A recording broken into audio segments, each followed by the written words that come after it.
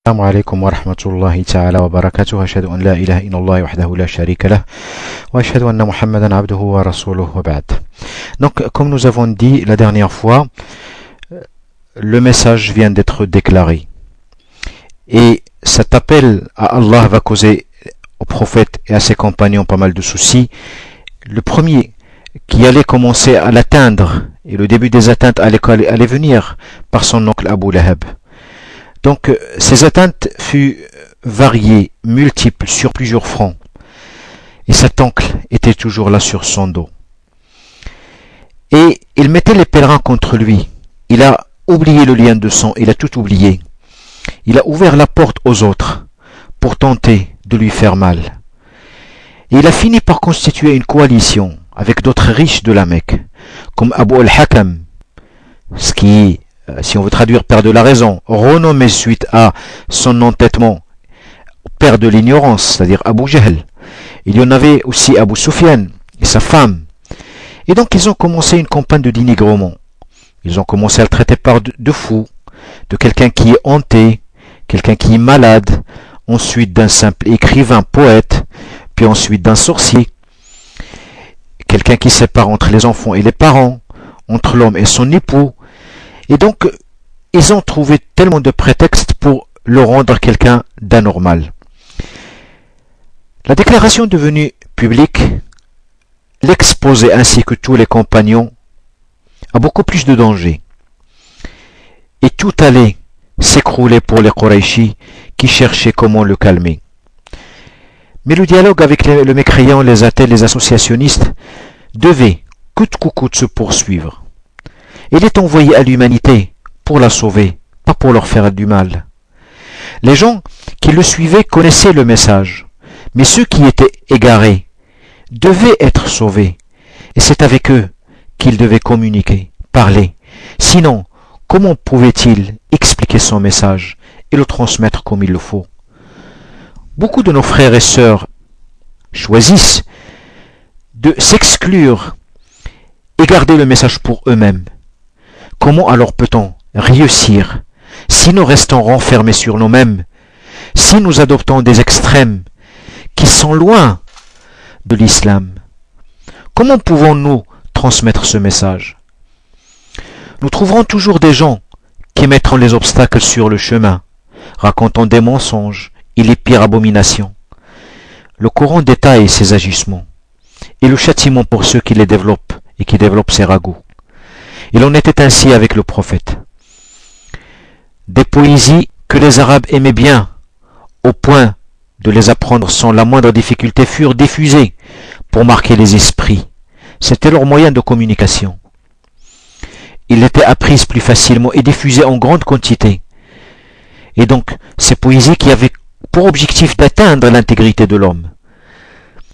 Des gens plus saints, qui avaient bien la raison, tendaient toujours à vérifier la rumeur, vérifier la véracité des propos, et donc venaient s'abreuvoir à source. Plus les gens venaient voir le prophète et l'écouter et parler, plus qu'ils s'y attachaient. Plus cela engendrait plus de haine de la part des Qurayshis, qui ont fini par commencer à exercer des pressions et faire subir des tortures à ceux qui se sont convertis ou à leurs familles par mesure de représailles. La justice et la vérité ne sont pas mortelles. La justice et la vérité ne sont pas mortelles. Rien ne peut les faire disparaître. Leurs triomphes sont toujours certains. Ce n'est que le prophète. C'est ce que le prophète défendait avec insistance, rigueur et persévérance. Il n'y avait pas de révélation de Coran qui lui expliquait comment faire. La montée en puissance des atteintes du prophète continuait avec force. Les Qurayshis ont commencé par un parasitage de son message, par des accusations de folie, sorcellerie, de l'aide apportée par des grands intellectuels de pays lointains. Et ils ont crié des conseils, qui élaboraient des textes de plus en plus sophistiqués afin de séduire, comme le Coran le faisait avec ceux qui l'écoutaient. C'était des plans de communication, comme on les appelle aujourd'hui. Ces mécréants prenaient pour témoin la folie inventée du prophète, le témoignage de son oncle Abu Lahab, pour confirmer que Mohammed était bien son neveu et que lui disait la vérité, et que les autres disaient la vérité à propos de ce neveu qui sortait du droit chemin. Un autre palier allait être franchi. Alors ils se groupèrent autour de lui, et dès qu'il y avait un étranger en présence, il faisait les affoler, il faisait des gestes bizarres, comme s'il avait peur. Et une façon de dire que cette peur, c'était lui qui l'a causée, parce que lui, il était atteint, il était anormal, il faisait peur. Et une façon de terroriser les autres, de telle sorte qu'ils ne s'approchaient pas de lui, et ainsi qu'ils n'écouteraient pas son message. Une façon de pousser les gens à l'éviter. Sa tante Jamil, la femme d'Abu Lahab, allait même jeter des ordures et des épines sur son chemin et devant sa maison. Le Coran la regroupe avec son mari dans les versets de la sourate Al-Masad. Cette sourate l'avait rendu tellement folle au point de vouloir le frapper, et avait composé des poèmes obscènes en le citant dedans. On lui trouvait des petits surnoms, puis on l'attendait à la Kaaba, et chaque fois qu'il faisait ses circumambulations, on l'insultait et on se moquait de lui. Le prophète a interdit à quiconque de penser à une vengeance, à de le défendre, ni à de répondre, et ne pas surtout jouer le jeu des provocateurs. Et le cap était tenu. Le travail était plus important. La mission ne mérite pas qu'on prête attention à ce parasitage, et qu'il ne fallait pas penser à son ego dans ce genre d'histoire si sacrée. Il ne fallait pas accorder du temps au oui-dire. D'autres prophètes ont connu ce genre de souffrance, mais Dieu était là pour eux. Ils ont fini par accomplir leur mission, et des versets se révélaient pour les soutenir, en montrant les récompenses et les châtiments des uns et des autres. Il était un homme de paix, il vivait dans une société, dans un pays avec des gens qui avaient des liens avec toutes les autres familles de la Mecque. Et il est venu miséricorde des constructeurs, et cela a imposé le respect de son pays et des siens, les sentiments de ceux qui l'ont suivi, de sa patrie, et en aucun cas ce que les mécréants faisaient ne justifiait de mettre la vie à feu et à cendre. Le sang-froid en toutes circonstances ne peut être qu'un facteur de réussite. C'était la façon de vivre de notre prophète. Est-ce que nous sommes, hommes et femmes, ses ambassadeurs, devons faire et veillons à ne pas déshonorer ce qu'il a fait pour nous et pour l'humanité.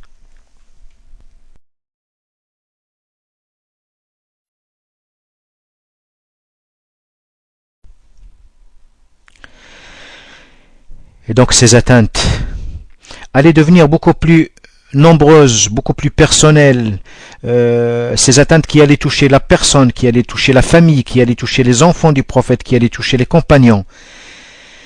Mais il y avait des versets coraniques qui étaient révélés, qui n'étaient pas nominatifs destinés uniquement aux prophètes, mais des versets qui s'adressaient à tous, et qui vont accompagner tous les temps, pendant toute la vie tant que nous vivons, qui sont destinés à réconforter tous ceux qui sont harcelés, persécutés, privés de la liberté de culte, ceux qui ont osé dire tout simplement « Notre Dieu est Allah ». Et ces versets qui vont nous accompagner tant que la vie existe. Donc, parmi les insultes que le Coran reprend, et des insultes pour dire à tout croyant, le prophète a été insulté de la sorte, donc ne rentrez pas dans le jeu de la provocation. Ces versets, par exemple, ils disent ces insultes, qui sont les suivantes. Ils ont dit que ce sont que des paroles qu'il a inventées, aidées par d'autres gens. Donc ils mettaient le prophète dans une position d'imposteur, menteur, ou encore dans un verset coranique, et on dit, toi qui as la révélation, tu es hanté, tu es fou. Donc sache mon frère le musulman, ma soeur musulmane, que ton prophète a été insulté, et il était traité d'imposteur, de menteur, qu'il était faux, hanté, qu'il avait le djinn comme on dit. Mais Allah subhanahu wa ta'ala, qu'est-ce qu'il dit? Les criminels aussi, ceux qui sont contre le prophète, se moquaient de ceux qui ont cru. Mon frère et ma sœur, donc sache qu'on s'est moqué de ton prophète et ceux qui ont cru avant toi. Et donc ces gens qui les prenaient pour des railleries. Mais Allah subhanahu wa ta'ala, il a envoyé certains versets pour apaiser tous les croyants, y compris toi, en disant au prophète, et nous savons que ta poitrine se serre de ce qu'ils disent, ou encore ce qu'on te dit a été déjà dit à d'autres messagers avant toi, et ton Dieu a une miséricorde et un châtiment sévère. Donc, des versets qui incitent le croyant à rester concentré sur le chemin de la foi, de la paix, de la patience, de ne pas abandonner la mission, à savoir être exemplaire, souhaiter le bien pour son prochain, quelles que soient les circonstances. Peut-être ce dernier est sévère, ne comprend pas, égaré. Accorde-lui ta patience à cet égaré, à celui qui est sévère, et demande à ton Créateur de t'aider pour revenir sur le sentier qui mène au paradis. Frères et sœurs, abandonne ta colère, abandonne ta haine, ouvre ton cœur. Ta mission, toi le croyant, c'est de montrer le bien aux autres. Dieu dans le verset nous dit, il dit au prophète, ô croyants, vous qui étiez la meilleure communauté, vous ordonnez le bien, c'est-à-dire vous êtes des réparateurs, des réformateurs sur terre, et vous déconseillez ce qui est mal, ce qui est blâmable. Et il dit aussi, nous ne t'avons envoyé que miséricorde pour l'humanité. Donc mon frère, ma soeur, nous sommes des ambassadeurs. Notre mission est de transmettre ce flambeau, ce message, loin de tout esprit de vengeance, de haine ou de mal, d'extrémisme, sans qu'on se referme sur nous-mêmes.